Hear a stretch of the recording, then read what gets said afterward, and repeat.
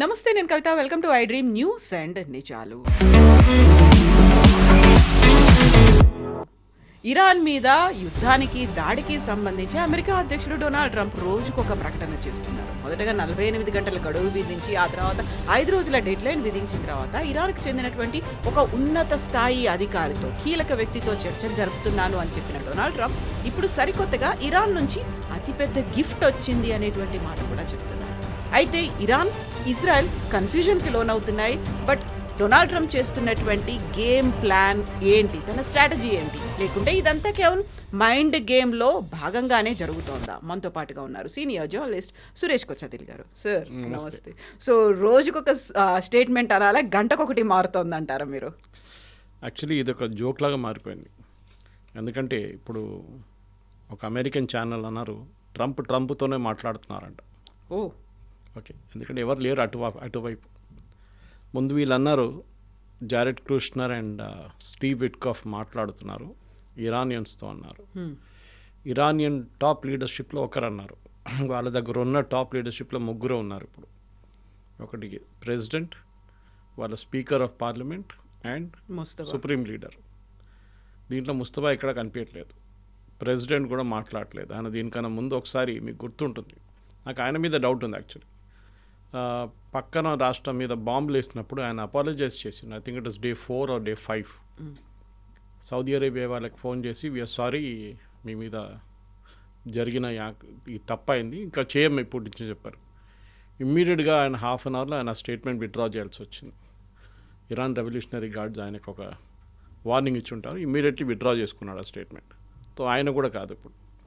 Next speaker of Iranian parliament అంటున్నారు, ఆయన కూడా బహుశా కాదు. ఎందుకంటే ఆయన అయితే ఓపెన్లీ డినై చేశాడు, నేను మాట్లాడలేదని చెప్పి. జరుగుతుంది ఏంటంటే కొన్ని రాష్ట్రాలు గల్ఫ్లో, ఎస్పెషలీ ఖతర్, కువైత్, బహ్రెయిన్, ఈ 3 రాష్ట్రాలు చాలా ఇంపాక్ట్ అయింది. వీళ్ళకి ఇరాన్తో అంత కోపం లేదు. ఇరాన్తో యాక్చువల్ యాంగర్ ఉన్నది సౌదీ అరేబియా.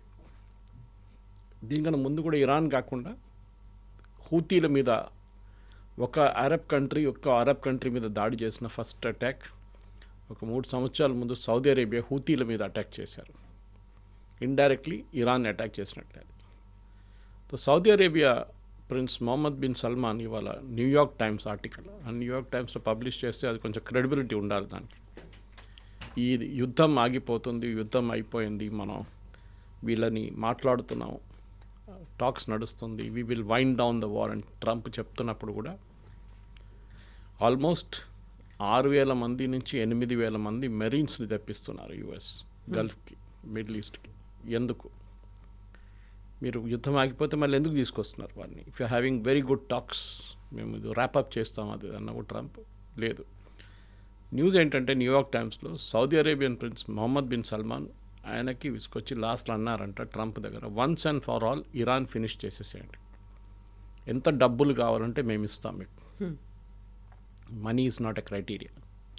ఇది మన సుపారీ ఇచ్చినప్పుడు ఒక మర్డర్కి ఇదే చెప్తారు డైలాగ్, 50 కామ్ సే పహలే 50 కామ్ కే బాద్ అంటారు చూడండి, పాత హిందీ సినిమాల్లో మాఫియా లాగా. అది సౌదీ అరేబియా చెప్పారంటే, మీరు చెప్పండి ఎంత కావాలి, we will provide the money, మీరు ఇరానియన్ రెజ్యూమ్, ఇప్పుడున్న ఇరానియన్ రెజ్యూమ్ని కంప్లీట్గా ఫినిష్ చేసేయండి.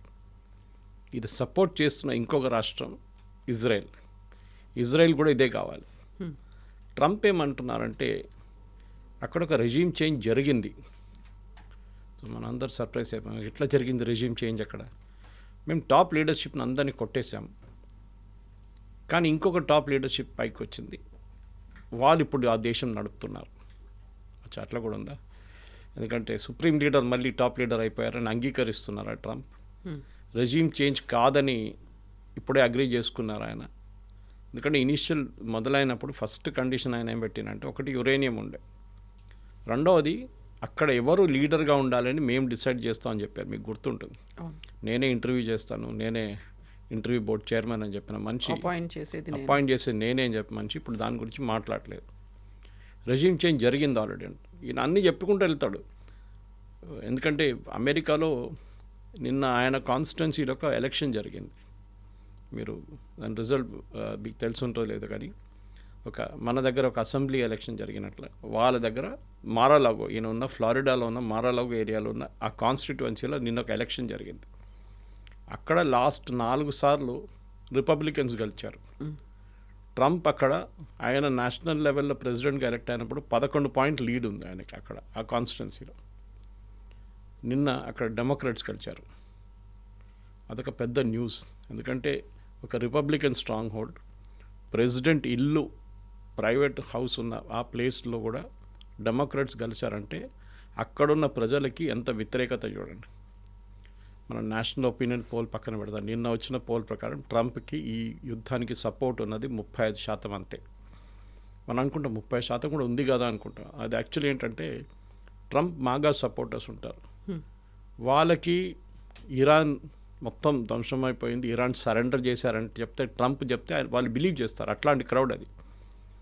ఒకవైపు కంపేర్ చేయాలంటే మన రాహుల్ గాంధీ గారు ఓట్ చోరీ ఏం జరిగిందంటే వాళ్ళ పార్టీ వాళ్ళు చప్పట్లు కొడతారు. అట్లనే ట్రంప్ వాళ్ళ మాగా సపోర్టర్స్ ఉన్నారు. వాళ్ళు ఏం చెప్తే బిలీవ్ చేస్తారు. ఈవెన్ నౌ CNN పోల్లో మొన్న జరిగిన ఒక పోల్లో వాళ్ళు చేసినప్పుడు 100% మాగా సపోర్టర్స్ ట్రంప్ని బ్యాక్ చేస్తున్నారు ఈ యుద్ధానికి. అఫ్కోర్స్ యూనివర్స్లో చూస్తే ఈ మాగా సపోర్టర్స్ 30% ఉండొచ్చు అంతే. దానికోసం ఇప్పుడు అంటాం 30% మంది సపోర్ట్ చేస్తున్నారు ట్రంప్, 70% మంది ఆర్ అగేన్స్ట్ దిస్ వార్. ఇది మనం దీనికన్నా ముందు చెప్పాము. ఈ ఇరాక్ వార్ జరిగినప్పుడు, స్పెషల్లీ ఇరాక్ వార్, మన వెపన్స్ ఆఫ్ మాస్ డిస్ట్రక్షన్ కోసం మన బుష్ గారు మొత్తం US ఆర్మీని తీసుకెళ్లారు ఇరాక్కి. ఏం దొరకలేదు లాస్ట్. ఆ టైంలో వాళ్ళకి అప్రూవల్ రేటింగ్ 80% ఉండే బుష్కి. 80% అప్రూవల్ రేటింగ్. ఇప్పుడు ఈ పరిస్థితుల్లో ట్రంప్ ఏం చేయగలుగుతారు అనేది పెద్ద ప్రశ్న. ఎందుకంటే he has become a joke, literal joke. ఎందుకంటే 5 రోజుల్లో ఇవాళ 2వ రోజు అయిపోయినాయి, ఇంకా 3 రోజులు ఉన్నాయి, ఏం ప్రోగ్రెస్ లేదు. దీని నడిమిట్లో పాకిస్తాన్ దుంకారు, మీరు చూసుంటారు. మేము టాక్స్ నడిపిస్తాం అది ఇదని చెప్పి. And there is a very good story by Shekhar Gupta అనుకుంటాను. Shekhar Gupta somebody else made a very good story saying why India should keep out of all this. ఎందుకంటే ది ఎంటైర్ థింగ్ ఒక మెస్లో ఎండప్ అయిపోతుంది. తో మనం బయట ఉండడం ఖాళీ, మన షిప్పులు వస్తుందా లేదో చూసుకోవడం. నిన్న 2 షిప్పులు బయటకు వచ్చినాయి, ఇంకా 7 రెడీగా ఉందంట బయటికి రావడానికి. మన దేశానికి కావాల్సిన LPG కానీ ఫ్యూయల్ కానీ తెప్పించుకోవాలి. అది మన ఫస్ట్ ప్రయారిటీ. ఇక్కడ పానిక్ అనేది క్రియేట్ అవుతుంది, ఒక క్రైసిస్ లా ఉందన్నట్టు పెట్రోల్ బంకుల ముందు పెద్ద పెద్ద మనోళ్ళది సివిక్ సెన్స్. అది మన దేశం ఎంత ముందుకెళ్ళినా కానీ, ఎంత ప్రోగ్రెసివ్గా వచ్చినా కానీ సివిక్ సెన్స్ లేదు మన వాళ్ళకి. పోలీసు వాళ్ళు చెప్తున్నారు there is enough fuel, oil companies చెప్తున్నారు ఇనఫ్ ఫ్యూయల్. ఒక క్రెడిట్ పాలసీ మార్చారు అంతే. దట్ ఈస్ వీళ్ళు యూజువలీ ఏం చేస్తారంటే పెట్రోల్ బంక్ ఓనర్లు పెట్రోల్ బంక్ నుంచి వాళ్ళ చర్లపల్లి నుంచి వీళ్ళు ట్యాంకర్ ఫిల్అప్ చేసి తీసుకొస్తున్నప్పుడు వీళ్ళు పేమెంట్ తర్వాత చేస్తారు, ఒక రోజు తర్వాత, 24 hours తర్వాత పేమెంట్ చేస్తారు. కొంతమంది బంక్ ఓనర్స్ పేమెంట్ కరెక్ట్గా చేయట్లేదని చెప్పి ఒక క్రెడిట్ పాలసీ మార్చారు మన పబ్లిక్ సెక్టర్ అండర్టేకింగ్స్, IOCL కానీ BPCL కానీ HPCL. ఏంటంటే మీరు ఆర్డర్ చేసే టైంలోనే ప్రీవియస్ డే 2:30 సాయంత్రంకి పేమెంట్ చేయాలి. ఇప్పుడు పేమెంట్ అంతా ఆన్లైన్ ఉంది, చెక్లేం కాదు కదా. దానికోసం కొంచెం ప్రాబ్లం అయింది. కొంతమంది ఓనర్స్ పేమెంట్ చేయలేకపోయారు. నేనుండేది అల్వాళ్ళు. నిన్న సాయంత్రం నేను వెళ్తూ చూస్తే ఆ బంక్లో ఒక 10 కార్లు లైన్లో ఉన్నారు. మాది సిద్దిపేట, అది కరీంనగర్ సిద్దిపేట హైవే మాది. అక్కడికి వెళ్తున్న వాళ్ళు వీళ్ళందరూ ఫుల్ ట్యాంక్ కొట్టించుకుంటారు. ఇవాళ పొద్దున్న నేను లేచి ఒక 7 గంటలకు వెళ్తే అక్కడ 2 కూడా లేరు, 2 కార్లు కూడా లేవు బంక్లో. నేను అనుకున్న బస్సు పెట్రోల్ అయిపోయిందేమో అని చూస్తే పెట్రోల్ ఉంది, no problem. So panic create చేయడం అనేది మన వాళ్ళ స్పెషాలిటీ. ఈవెన్ LPG మీరు చూసుంటారు, సిలిండర్ ఎత్తుకెళ్ళి అక్కడ వెళ్ళి కూర్చుంటారు. ఎందుకు అంటే మీరు ఆర్డర్ చేయలేదా ముందు? మీ ఇంట్లో 2 సిలిండర్లు ఉండాలి. ఎప్పుడు 2వ సిలిండర్ మీరు ఆర్డర్ చేయలేకపోతే ఎవరు తప్పది, మీ తప్పే. Anyway that is not the point. The point ఏంటంటే మన దగ్గర మోదీ గారు దాని గురించి డీటెయిల్గా పార్లమెంట్లో మాట్లాడారు. మనం కోవిడ్ ఎట్లా హ్యాండిల్ చేసామో అట్లనే we have to handle this problem also. మనందరూ అనుకుంటాం యుద్ధం అయిపోయింది, ట్రంప్ చెప్పేశారు కదా అని. స్టాక్ మార్కెట్ రికవర్ అయింది, కానీ నిన్న చూడండి మళ్ళీ వాళ్ళ స్టాక్ మార్కెట్ పడ్డది. నాస్డాక్ హెస్ ఫాలెన్, S&P పడిపోయింది వాళ్ళది, డౌ జోన్స్ పడిపోయింది, అండ్ బాండ్ మార్కెట్ మళ్ళీ ఇంట్రెస్ట్ రేట్స్ పెరిగింది. ఇన్సైడర్ ట్రేడింగ్ జరిగింది, ఆల్మోస్ట్ 840 కోట్ల వరకు అయింది లాస్ అనేది. లాస్ కాదు, ప్రాఫిట్ చేసుకున్నారు వాళ్ళు. సంబడి 15 minutes ముందు ట్రంప్ అనౌన్స్ చేసే కన్నా 15 నిమిషాల ముందు ఒక సెట్ ఆఫ్ కంపెనీస్ ఆయిల్ మార్కెట్లో వాళ్ళ ఆయిల్ అమ్మేశారు వాళ్ళు మొత్తం. వాళ్ళ దగ్గర ఉన్నది, ఫ్యూచర్స్ అంటారు దాన్ని. అది కాకుండా స్టాక్ మార్కెట్లో కూడా చాలా మటుకు ట్రేడింగ్ జరిగింది. అఫ్ కోర్స్ దీని ఒక ఎంక్వైరీ డెఫినెట్గా ఉంటుంది, కానీ ఎవరు చేశారు ఏం చేశారు అనేది అక్కడ మన దగ్గర ఉన్న సెబీ లాగా అక్కడ SEC ఉన్నారు, వాళ్ళు దీన్ని ప్రోబ్ చేస్తారు, సెక్యూరిటీ అండ్ ఎక్స్చేంజ్ కంటూ. కానీ కవిత గారు చూడాల్సింది ఏంటంటే ట్రంప్కి ఇప్పుడు ఆప్షన్స్ ఏమున్నాయి, అది చాలా ఇంపార్టెంట్. 4 రోజులు ఇంకా ఉన్నాయి, ఇవాళ తీసేస్తే 3వ రోజు ఉంటుంది. ఈ 3 రోజులు ఏం అచీవ్ చేయగలుగుతారు? ఒకటి, Iran is not ready to talk. Iran వైపు నుంచి ఎవరు మాట్లాడలేదు. Oman and Turkey and Egypt వీళ్ళు ఇక్కడ వెళ్ళి మాట్లాడి మళ్ళీ అక్కడ వెళ్ళి మాట్లాడుతున్నారు. ఇది జరుగుతుంది. That is they are talking in both the places అన్నమాట. ఇరాన్ దగ్గర వెళ్ళి అడుగుతాను మీరేం చేస్తారు చెప్పండి, అమెరికా చెప్తున్నారు. సో అమెరికా అన్నమాట మేము ఒక 15 పాయింట్ ఒక ప్లాన్ ఇస్తాం మీకు, మేము బహుశా పొద్దున్న మీకు పంపించాను ప్లాన్ ఒకటి. దాంట్లో అన్ని 15 పాయింట్ చూడక్కర్లేదు మనం. మెయిన్గా ఒకటి యురేనియం డిస్ప్యూట్. ఇప్పుడు I was listening to one podcast ఇప్పుడే, దాంట్లో ఏమంటున్నారంటే ఇరాన్ మా దగ్గర ఉన్న ఎన్రిచ్ యురేనియంలో 480 కిలోలు అంటున్నారు కొంతమంది, 760 అంటున్నారు కొంతమంది. మేము మాకు కావాల్సిన మెయిన్ 20 to 30% మా న్యూక్లియర్ ప్లాంట్ నడిపించడానికి కావాల్సిన యురేనియం మా దగ్గర పెట్టేసుకుంటాం, మిగతా we will move it to IAEA. ఇదొక ప్రపోజల్, వాళ్ళు ఇంకా అంగీకరించలేదు అది, కానీ దానికి కండిషన్స్ ఉన్నాయి.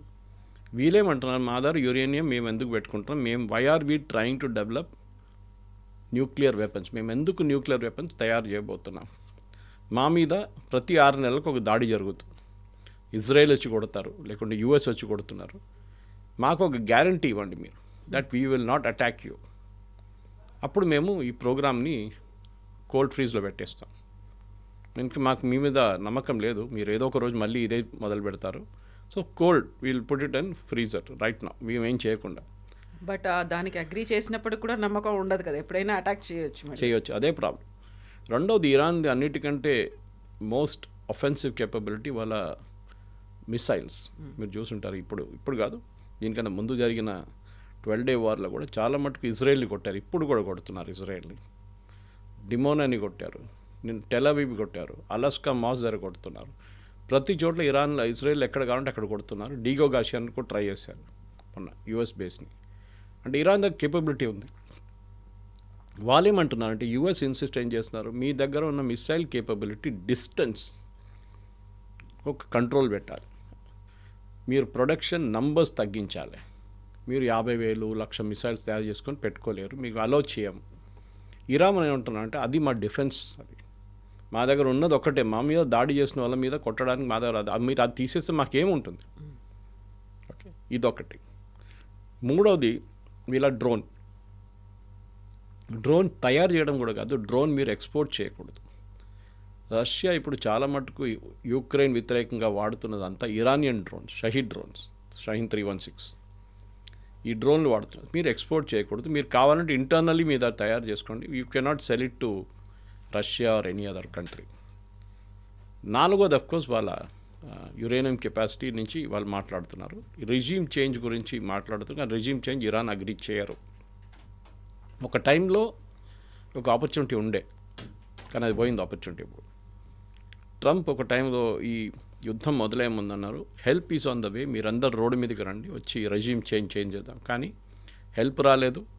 ఈ ప్రొటెస్టర్స్ బయటకు వచ్చారు, వాళ్ళ మీద కాల్పులు జరిపారు. ఆల్మోస్ట్ 5,000 అంటున్నారు, 10,000 అంటున్నారు, 15,000 మంది చనిపోయారు అంటున్నారు.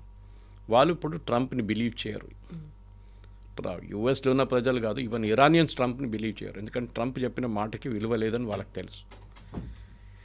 ట్రంప్కి ఇప్పుడు డెస్పరేట్గా అమెరికన్ లాంగ్వేజ్లో ఆఫ్ ర్యాంప్ అంటారు, అంటే he wants to get out of that. అంటే అక్కడ జరుగుతున్న మెస్ నుంచి ఎట్లానే నేను బయటికి వెళ్ళిపోవాలి, సంహౌ నేను గెలిచేసాను, అయిపోయింది, మొత్తం అందరిని ధ్వంసం చేశానని చెప్పి హ్యాపీగా బయటకు వెళ్ళడానికి ట్రై చేస్తున్నారు. కానీ ఇరాన్ దాన్ని అంగీకరించట్లేదు. రెండవ రాష్ట్రం అంగీకరించట్లేదు అంటే ఇజ్రాయెల్ అంటున్నారు ఇంకా యుద్ధం మొదలే కాలేదు, ఇంకా చాలా పనులు ఉన్నాయి మనకి, మీరు ఎక్కడికి వెళ్తున్నారు, ఇంత మీరు మాతోనే మొదలు పెట్టారు కదా.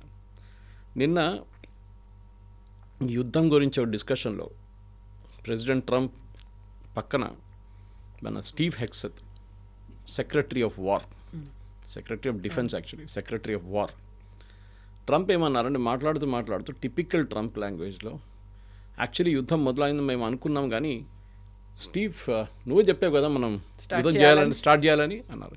దట్ ఫెలోస్ ఫేస్ మీరు చూడాలి. ఒక ప్రెసిడెంట్ తీసుకోవాల్సిన నిర్ణయం ఒక డిఫెన్స్ సెక్రటరీ తీసుకున్నారని ఆయన మీద వేసేస్తున్నాడు. ఇప్పుడు the monkey is on that fellow's షోల్డర్న. అది కూడా పక్కనే ఉన్నప్పుడు డైరెక్ట్ కొట్టారు. ఐ మీన్ ఒక ప్రెసిడెంట్ మీ రెస్పాన్సిబిలిటీ మీరు తీసుకోవాలండి. Former US president Harry Truman ఆయన డెస్క్ పైన ఒక బోర్డు ఉండే చిన్నది, the buck stops with me అని. అంటే మా ఆఫీస్లో కానీ మా దేశంలో కానీ మా గవర్నమెంట్ అయినా ఎవరైనా ఒక నిర్ణయం తీసుకుంటే that is with my approval తీసుకుంటే దాని రెస్పాన్సిబిలిటీ నాది. ఓకే, అది ఫెయిల్ అయితే కానీ సక్సీడ్ అయితే కానీ ఏమైనా కానీ దాని ద బక్ స్టాప్స్ విత్ మీ. నేను ఇంకో పేరు చెప్పి వాడు చేసాడు తప్పని నేను చెప్పను, నా మీద ఉంటుంది. అది ఉండాలి. యాక్చువల్లీ ట్రంప్కి అది లేదు. ట్రంప్ బాడీ లాంగ్వేజ్ చూడండి కవిత గారు, ఇప్పుడు కూడా మాట్లాడుతున్నప్పుడు ఒక ఏం చెప్తారు, వాడెవడు ఇరాన్ వాడు యూజ్లెస్ ఫెలోస్ అట్లా మాట్లాడుతున్నారు. కానీ ఇన్ని రోజులు ఇంత బాంబు వేసిన తర్వాత కూడా 7,500 బాంబులు వేసి ఇంత డిస్ట్రక్షన్ చేసిన తర్వాత కూడా ఇరాన్ ఇప్పుడు కూడా మిసైల్స్ ఫైర్ చేస్తున్నారు. ఇవాళ పొద్దున కువైత్ ఎయిర్పోర్ట్ని కొట్టారు, ఫ్యూయల్ ట్యాంక్ని. అంటే వాళ్ళ దగ్గర కేపబిలిటీ ఇప్పుడు కూడా ఉంది. మీరేమంటున్నారు మొత్తం అయిపోయిందని. ట్రంప్కి ఇప్పుడు అన్నిటికంటే పెద్ద ప్రైజ్ ఏంటంటే, ప్రైజ్ వచ్చిందన్నారు, మీరు విన్నుంటారు. ఏం ప్రైజ్ అర్థం కావట్లేదు. ఇరాన్ నుంచి వచ్చింది. Very happy with the prize అని. నేను అనుకునేదో డబ్బులు పంపించారో లేకుంటే ఏదైనా స్వీట్ డబ్బులు పంపించాడని. అది బహుశా స్ట్రైట్ ఆఫ్ హార్మూజ్ ఉండొచ్చు. ట్రంప్కి ఏం కావాలంటే అన్ని షిప్పులు దాని నుంచి ఫ్రీగా తిరగాలి. ఇరాన్ ఏమంటున్నారు, yes we will agree, but మా మీద మీరు శాంక్షన్స్ పెట్టారు కదా, మేము ఆయిల్ అమ్మకూడదని చెప్పి ఇప్పుడు తీసేశారు. అది పర్మనెంట్గా లిఫ్ట్ చేయాలి. Then we will allow strait of Hormuz to be open. ఇది వాళ్ళ కండిషన్. అది ట్రంప్ కూడా అదే కావాలి, ఇరాన్ కూడా అదే కావాలి. కానీ ఇరానియన్ ఆయిల్ మార్కెట్లో అమ్మితే డాలర్ టర్మ్స్లో ఇరాన్కి చాలా పెద్ద రెవెన్యూ వస్తుంది. ఇప్పుడు రష్యా ఎట్లా ఎంజాయ్ చేసుకుంటున్నారో అదే థింగ్ ఇరాన్కి వస్తుంది అనమాట. ఇరాన్ యూజువలీ వాళ్ళ ఆయిల్ అమ్మేది చైనాకి అండ్ మన దేశానికి. అది ఇమ్మీడియట్గా వాళ్ళు మొదలు పెట్టేశారు కూడా ఆల్రెడీ. కానీ ఇప్పుడు ఒఫీషియల్గా మీరు చేస్తే మాకు డబ్బులు వస్తాయి, మాకు కావాల్సిన రెవెన్యూ వస్తుందని ఇరాన్ చాలా క్లియర్గా తెలుసు. ఇరాన్ ఇది అడుగుతున్నారు. One of the main thing వాళ్ళ కోసం, ఒకటి మా మీద దాడి చేయకూడదు, స్ట్రైట్ ఆఫ్ హార్మూజ్ ఓపెన్ పెట్టండి, మా మిసైల్ కేపబిలిటీ గురించి మనం మాట్లాడదాం, నాట్ నౌ. ఇది ఒక నిర్ణయం ఇరాన్ది. చూద్దాం దీనికన్నా ముందు. ఇది అన్ని స్పెక్యులేషన్లో ఉంది కథ, ఎక్కడ ఎవరు ఒఫీషియల్గా చెప్పలేదు. ఇది ఇంటర్మీడియరీస్ చెప్తున్న మాట అన్నమాట. సో 3 దేశాల మధ్య జరిగేటువంటి యుద్ధం అన్నిటికీ ప్రపంచవ్యాప్తంగా ఇంపాక్ట్ చూపించింది అనుకున్నప్పుడు ఆ 3 దేశాలు కూడా ఒక డిఫరెంట్ ఒపీనియన్ని ఎక్స్ప్రెస్ చేస్తున్నాయి. వాళ్ళకంటూ ఉన్నటువంటి ఆ ఒక మెసేజ్ని బయట ప్రపంచానికి అందిస్తున్నాయి. ఎక్కడా కూడా ఒక ఏకాభిప్రాయం అనేది కనిపించట్లేదు. సో ఇందులో మైండ్ గేమ్ అనేది ఎవరు ప్లే చేస్తున్నారు? సో మైండ్ గేమ్ అనేది ప్లే చేసేది ఇరాన్ యాక్చువల్లీ. ఇప్పుడు అమెరికన్ కామెంటేటర్స్ కూడా అంటున్నారు ఈ యుద్ధం ఎవరైనా గెలిచారంటే అది ఇరాన్. అప్పుడు మీరు అడగొచ్చు, వాళ్ళ ఎయిర్ ఫోర్స్ మొత్తం ధ్వంసమైంది, వాళ్ళ నేవీ అంతా కంప్లీట్గా వాళ్ళు సింక్ చేసేసారు, ఏం మిగిలింది, వాళ్ళు ఏం గెలిచారంటారని నా దగ్గర అడగొచ్చు మీరు. ఇరాన్కి ఒకటే కండిషన్ ఉండే ఈ వార్ మొదలైనప్పుడు, అప్పుడు దాకా, దాట్ మేము సర్వైవ్ కావాలి, మేము ఉండాలి. ఎవరైనా కానివ్వండి, మా లీడర్షిప్ పోతే కానీ సెకండ్ ర్యాంక్ థర్డ్ ర్యాంక్ అన్నీ పోతే as a nation we should be there. అది వాళ్ళది ఒక ఇన్సిస్టెన్స్ ఉండే. డార్విన్ సిద్ధాంతం అదే కదా, survival of the fittest. So వాళ్ళు సర్వైవ్ అవుతున్నారు. అది పెద్ద విక్టరీ వాళ్ళకి. దీనికన్నా పెద్ద బాంబింగ్ మీరు ఏం చేస్తారు? ఇంత బాంబింగ్ ఉన్నప్పుడు what other bombing will be do? ఇది కండిషన్ అన్నమాట. ఇది ఇరాన్ చెప్పేది. సో వాళ్ళు ఈ యుద్ధానికి ఇప్పుడు నెక్స్ట్ ఒక 1 వీక్లో సీజ్ ఫైర్ అయితే కూడా they have technically one the war. US ఇంత డబ్బులు ఖర్చు పెట్టి ఇంత బాంబులు యూజ్ చేసి ఇంత మెటీరియల్ యూజ్ చేసిన తర్వాత యుఎస్కి ఏమొచ్చింది? ఏం రాలేదు. Regime change was the main idea, అది జరగట్లేదు. యురేనియం ఉండే పార్షియల్ విక్టరీ అని చెప్పొచ్చు. Missile no idea, drones no idea. మీరు ఎందుకు యుద్ధానికి వెళ్ళారనేది ట్రంప్ కూడా ఇప్పుడు కూడా ట్రంప్కి తెలియదు. మొన్న కూడా అడిగారు ప్రెస్ మీట్లో, మీరు యుద్ధానికి ఎందుకు వెళ్ళారంటే వాళ్ళని డిస్ట్రాయ్ చేసేసాం కదా అంటున్నారు. ఏమంటే ఆయన అదే అంటారు, డిస్ట్రాయ్ అయిపోయింది కదా, they have finished, they have nothing to left, whom do we talk to అంటే మేము ఎవరితో మాట్లాడే మాకే అర్థం కావట్లేదు, అక్కడ ఎవరు లేరు అంటున్నాం. ఆ అరగెన్స్ ఉంది చూడండి. ఇరాన్ కొట్టింది దాన్ని ట్రంప్. ఇప్పుడు దాని మీదే అమెరికాలో చాలా పెద్ద డిబేట్ నడుస్తుంది. ట్రంప్ ఇంగ్లీష్లో అంటారు he's bitten off more than he can shoe అని. ఆయన అనుకున్నారు ఫస్ట్ 2 రోజుల్లోనే యుద్ధం అయిపోతుంది, వాళ్ళ లీడర్షిప్ కొట్టపడంగానే మొత్తం వాళ్ళ ప్రజలంతా బయటకు వస్తారు. ఇప్పుడు మీరు చూడండి కవిత గారు, మొన్న ఈ ఎలక్ట్రిసిటీ ఇన్ఫ్రాస్ట్రక్చర్ మీద నేను ధ్వంసం చేస్తా అని చెప్పారు. పవర్ గ్రిడ్ మీద కొడతా అన్నారు. ఇమ్మీడియట్గా గల్ఫ్ నేషన్స్ అందరు లేసి కూర్చొని, మనకు తెలిసింది, మనం డిస్కస్ చేసాం, మనం డీసాలినేషన్ ప్లాంట్స్ కానీ వాళ్ళ పవర్ ప్లాంట్స్ కొడితే ఏమవుతుందని. సో ఇరాన్ కానివ్వండి, వాళ్ళ ప్రాక్సీస్ ఉన్న హూతీస్ కానివ్వండి, అటువైపు హెజ్బుల్లా కానివ్వండి, హమాస్, అమెరికాకి అన్నిటికంటే పెద్ద కన్సర్న్ ఇజ్రాయెల్కి ఉంది దీని మీద. ఇజ్రాయెల్ ఏమంటున్నారంటే ఇరాన్ వీళ్ళకు ఇస్తున్న డబ్బులు కానీ ఇస్తున్న ఆయుధాలు కానీ మొత్తం ఆపేసేయాలని చెప్పి. ఆయుధాలు అయితే ఇప్పుడు ఆగిపోయినాయి మొత్తం, ఎందుకంటే ఇదన్నీ ఈజిప్ట్ నుంచి వెళ్తుండే ముందు, టన్నల్స్ నుంచి, అది మొత్తం ఆపేశారు కంప్లీట్గా, ఈజిప్ట్ బంద్ చేసేసారు. కానీ ఇంకా ముందుకెళ్తూ జరగవచ్చు, చెప్పలేము. నిన్న లెబనన్ నుంచి ఇరానియన్ అంబాసిడర్ని ఎక్స్పెల్ చేశారు. లెబనన్లో హెజ్బుల్లా ఉన్నారు, హెజ్బుల్లా ఇది ప్రాక్సీ ఆఫ్ ఇరాన్, కానీ లెబనీస్ గవర్నమెంట్ అక్కడ ఉన్న ఇరానియన్ అంబాసిడర్ని ఎక్స్పెల్ చేసేసారు. సో ఆ రెండింటి మీద ఇప్పుడు ఇజ్రాయెల్ ఫోకస్ కూడా పెట్టింది, we will continue fighting with these countries అనేది. సో లెబనన్కి ఏం కావాలంటే హెజ్బుల్లా అక్కడ మా వాళ్ళు కాదు, ఇరాన్ నుంచి వచ్చిన వాళ్ళు మీరు కొట్టండి, మాకు ప్రాబ్లం లేదు. ఇక్కడ పాలస్టీనియన్ అథారిటీ కూడా గాజాలో అదే ప్రాబ్లం. వెస్ట్ బ్యాంక్లో ఏ ఇష్యూ లేదు, వెస్ట్ బ్యాంక్ బాగానే నడుస్తుంది అడ్మినిస్ట్రేషన్, కానీ గాజాకు వచ్చినప్పుడు ఇక్కడ హమాస్ టేక్ ఓవర్ చేసుకున్నారు. Same problem. అక్కడ సౌదీ సపోర్ట్ చేస్తున్నారు, హూతీస్ అగేన్స్ట్ ఒక యుద్ధం నడుస్తుంది యెమెన్లో. సో 3 చోట్లు అంటే Lebanon, Yemen and of course Gaza, ఈ 3 ప్లేసెస్లో ఉన్న ఇరానియన్ సపోర్ట్ని మొత్తం ధ్వంసం చేయాలని Israel objective. Iran is next, second, first ఈ ముగ్గురులో హమాస్ని ఆల్మోస్ట్ ఫినిష్ చేసేసారు. వాళ్ళు ఇప్పుడు ఏం చేయట్లేదు. హూతీలు కూడా క్వైట్గా కూర్చున్నారు. లెబనన్ ఒకటే, లెబనన్లో అది కూడా హెజ్బుల్లాతోని వాళ్ళ ప్రాబ్లం ఉంది. అది ఇంటెన్స్గా నిన్న చెప్పాను చూడండి, లిటానీ రివర్ దగ్గర వీళ్ళు సౌత్ లెబనన్ కాన్కర్ చేసుకున్నారు. ఇజ్రాయెల్ అక్కడే ఉంటారంట, ఇంకా వాళ్ళ బార్డర్ ఎక్స్టెండ్ చేసుకున్నారు వాళ్ళు, ఎందుకంటే అక్కడి నుంచి వాళ్ళ మీద చాలా మటుకు బాంబింగ్ నడుస్తుంది. ఇప్పుడు లెబనీస్ గవర్నమెంట్ని యుఎస్ వైపు నుంచి ఏమైనా హెల్ప్ వస్తే వాళ్ళు అక్కడి నుంచి నార్దర్న్ లెబనన్ నుంచి హెజ్బుల్లా మీద ఆయుధాలతోనే పోరాటం చేయొచ్చు. కానీ Lebanese army is very weak, అంత పెద్ద ఆర్మీ కాదు వాళ్ళు. సో అక్కడ ఒక ఇష్యూ ఉంది, అది ఇంకా సార్ట్అవుట్ కాలేదు, అది ఇంకా టైం పడుతుంది సార్ట్అవుట్ కావడానికి. కానీ ఇక్కడ ఇరాన్ వైపు ఉన్న దానికి ప్రెసిడెంట్ ట్రంప్ దగ్గర అడిగారు, do have a plan A. ఇది ప్లాన్ ఏ ఉండే, బాంబింగ్ చేయడం, లీడర్షిప్ని డీకెపాసిటేట్ చేయడం, దాని తర్వాత వాళ్ళ మిలిటరీ ఫెసిలిటీస్ మీద కొట్టడం, వాళ్ళ నేవీ, ఎయిర్ ఫోర్స్ మొత్తం దాని అది అయిపోయింది. కానీ ఏం జరగలేదు. So what is your plan B అని అడిగారు. ప్లాన్ బి లేదు. ఓకే, ఇది ఒక ఆర్మీలో ఎప్పుడైనా ఒక ఆపరేషన్ లాంచ్ చేసినప్పుడు, ఆర్మీ ఆపరేషన్ అని కాదు, మనం not just a military operation, మన నార్మల్ బిజినెస్ ప్లాన్లో కూడా మనం ఒక పని చేయడానికి వెళ్తున్నప్పుడు ఇది ప్లాన్ ఏ, ఇది వర్కౌట్ కాకపోతే మన దగ్గర ప్లాన్ బి రెడీగా ఉండాలి. వీళ్ళు ప్లాన్ బి అస్సలు పట్టించుకోలేదు. మేజర్ మిస్టేక్, సింపుల్ మిస్టేక్ కవిత గారు, స్ట్రెయిట్ ఆఫ్ హోర్ముజ్. యుఎస్కి చాలా క్లియర్గా తెలుసు, యుద్ధం మొదలయ్యే ముందే ఇరాన్ ఇరాక్ వార్ జరిగినప్పుడు సద్దాం హుసేన్ తోడు ఆ టైంలో కూడా strait of Hormuz almost block చేసేసారు ఇద్దరు కలిసి, ట్యాంకర్ వార్ నడిచింది అప్పుడు. వీళ్ళకి తెలుసు ఇది జరిగినప్పుడు స్ట్రెయిట్ ఆఫ్ హార్మోస్ క్లోజ్ చేస్తారు. అప్పుడు మీ ప్లాన్ బి ఏంటి, మీరు ఎట్లా ఓపెన్ అప్ చేస్తారు, మీకు ఏమైనా ఆప్షన్స్ ఉన్నాయా? అప్పుడే మీరు షిప్స్ తీసుకొచ్చి అక్కడ పెట్టుకుంటే బాగుంటుంది కదా, మీ వార్ షిప్స్ చేయలేదు. ఇప్పుడు ఏమంటున్నారు, మీరు ఓపెన్ చేయండి, కావాలంటే మనం ఇద్దరు కలిసి నడుపుతాం అది అంటున్నారు. చైనీస్ షిప్స్ పోతున్నాయి, మన ఇండియన్ షిప్స్ వెళ్తున్నాయి అటువైపు. అది కాకుండా చాలా మటుకు ఈవెన్ బంగ్లాదేశీ షిప్లు కూడా పోతున్నాయంట. ఓన్లీ యుఎస్ షిప్స్ వెళ్ళలేకపోతున్నారు. యుఎస్లో ఫర్టిలైజర్ది ఇప్పుడు మేజర్ ఇష్యూ నడుస్తుంది కవిత గారు. చాలా మటుకు ఫర్టిలైజర్ ఈ ఏరియా నుంచి వస్తుంది, స్ట్రెయిట్ ఆఫ్ హార్మోస్ నుంచి. అది యుఎస్కి చేరుకోవట్లేదు. చేరుకోవాలంటే ఇంకొక 20 రోజులు పడుతుంది. That is too late for this.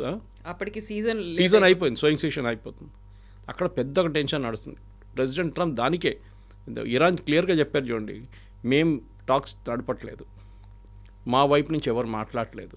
President Trump oil market and stock మార్కెట్ని కూల్ డౌన్ చేయడానికి చేసిన పని ఇది అని చెప్పి వాళ్ళు చాలా క్లియర్గా చెప్పారు. ఇప్పుడు పరిస్థితి ఎట్లయిపోయిందంటే ట్రంప్ ఒక్కరే చెప్తున్నారు మేము మాట్లాడుతున్నాను, ఇరాన్ ఎవ్వరు మాట్లాడలేదు. టర్కీ ఏం చెప్పట్లేదు, ఈజిప్ట్ మాట్లాడలేదు, పాకిస్తాన్ వెన్యూ ఆఫర్ చేశారు, టేబుల్ చైర్లు 2 చైర్లు ఆఫర్ చేశారు, వాళ్ళు కూడా మాట్లాడలేదు. ఇప్పుడు nobody is prepared to come. ఎందుకంటే ఇవాళ పొద్దున కూడా ఇజ్రాయెల్ వైపు నుంచి తెహరాన్ మీద దాడి జరిగింది.